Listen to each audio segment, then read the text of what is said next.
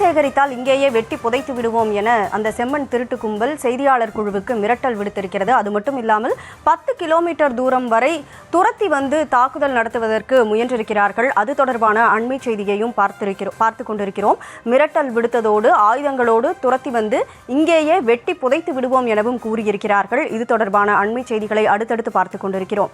இணைப்பில் அதிமுகவிலிருந்து திரு கல்யாண சுந்தரம் தொடர்ந்து இணைப்பில் இருக்கிறார். அவரோடு பேசலாம்.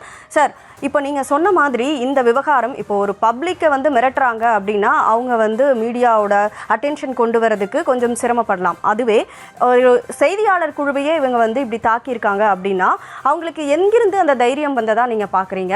அது மட்டும் இல்லாமல் 10 கிலோமீட்டருக்கு விடாம துரத்திட்டு வந்து மிரட்டலும் விடுத்திருக்கிறாங்க.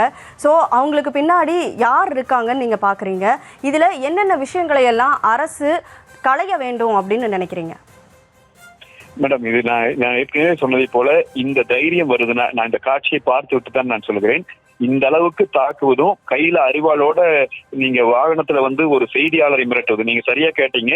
ஒரு சாதாரண குடிமகனை ஒரு ஒரு மிடில் கிளாஸ் ஃபேமிலி இன்னைக்கு வாழ்ந்துட்டு இருக்கிற குடும்பத்துல தாய் தகப்பன்னு வேலைக்கு போயிட்டு வருவாங்க, குழந்தைங்க பள்ளிக்கூடம் காலேஜ் போயிட்டு வர்ற குழந்தைங்க, அப்படித்தான் லட்சக்கணக்கான குடும்பங்கள் இங்க இருக்கு. அவங்களுக்கு எந்த அரசியல் தொடர்பும் இல்லாது அவங்க மேல இந்த மாதிரியான தாக்குதல்களை நடத்துகிற போது உண்மையிலேயே அவர்கள் எங்கே போவதுன்னு தெரியாம வந்து பரிதவிக்கிற காட்சியெல்லாம் நான் பல தடவை பாக்குறேன்.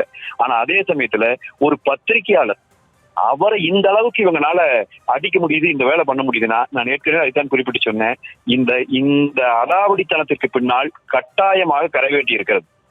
அரசியல் பின்புலம் இல்லாமல், அரசியல்வாதிகளின் அனுமதி இல்லாமல் இவ்வளவு பெரிய கொள்ளை அங்க நடக்க முடியாது. நீங்க அந்த மண்ணை திருடுற இடத்தை அந்த செய்தியாளர்கள் எடுத்து போட்டிருக்காங்க. அவ்வளவு பெரிய கொள்ளையை அவர்கள் நடத்தவே முடியாது ஆளுங்கட்சியினுடைய துணை இல்லை என்று சொன்னால். அப்ப இந்த அடிக்கிற தைரியம் வருகிறது என்று சொன்னால் இதற்கான பின்புலமாக யார் இருக்கிறார்கள் என்று நான் சொல்லி தெரிந்து கொள்ள வேண்டியதில்லை. இதுக்கு மட்டும் இல்லைங்க மேடம், நான் மீண்டும் மீண்டும் சொல்றேன். இதுக்கு முன்னாடி ஜவஹர் அலி கொலை செய்யப்பட்ட போதும் சரி, அந்த பெரியவர் ஒருத்தர் வீடியோ போட்டு அவரையும் கொலை செய்யப்பட்ட போதும் சரி, பல பேர் கொலை செய்யப்பட்டதில்ல ஆளுங்கட்சியினுடைய சப்போர்ட்ல தைரியத்தோட அவங்க ஆடுறானுங்க.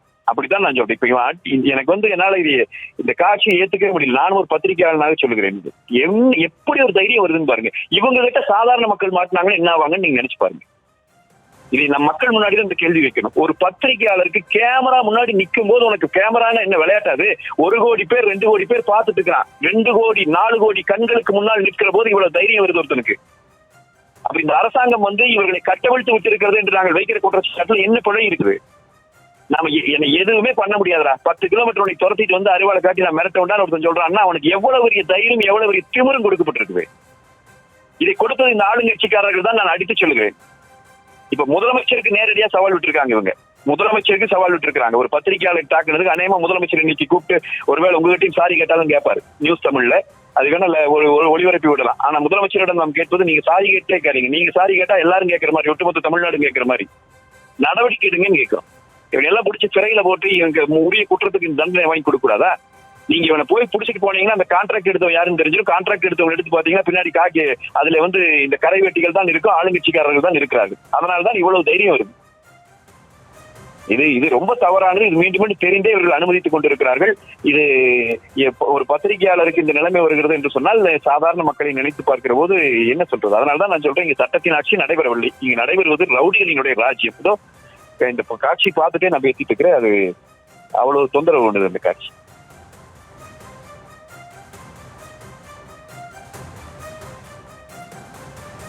சார், இந்த விவகாரத்தை பொறுத்த வரைக்கும் மாவட்ட நிர்வாகமாகட்டும் காவல்துறை ஆகட்டும் அவங்களுடைய செயல்பாடுகள் எப்படி இருக்குன்னு பாக்குறீங்க? மேடம், இது முதல்ல நடைபெற அனுமதிச்சிருக்க கூடாதுல்ல. இப்படி ஒரு தைரியம் ஒருத்தருக்கு வரலாமா?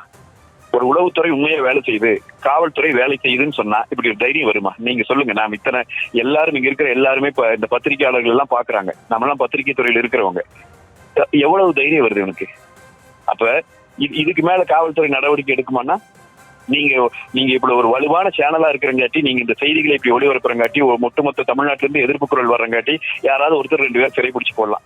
அதை வேணா செய்வாங்க. இவங்களால தொடவே முடியாது. ஏன்னா இதை செய்கிறவர்களே ஆளுங்கட்சிக்காரர்கள் தான். அதுதான் நான் மீண்டும் மீண்டும் சொல்லுகிறேன். கட்டவிழ்த்து விடப்பட்டிருக்கிறது ரவுடிசம் தமிழ்நாட்டில். அதற்கு இதை விட பெரிய எடுத்துக்காட்டு வேணுமா? ஏற்கனவே ஒரு தடவை நியூஸ் தமிழுடைய கேமராவை பிடிங்கி வச்சுட்டு அனுப்புனாங்க, நினைவு இருக்கா உங்களுக்கு? இந்த கடற்கரை பகுதிகளிலேயே எங்கேயோ இந்த மண் திருடுகிறவர்களை போய் அவங்க எடுத்தாங்க. நான் அந்த சமயத்துல அந்த பதிவுகளை எடுத்து என்னுடைய சமூக வலைதளங்கள்ல பதிவு வச்சிருந்தேன். இப்படியான செய்தியாளர்கள் இருக்கிறார்கள் நம்ம வாழ்ற சமகாலத்துலன்னு சொல்லி.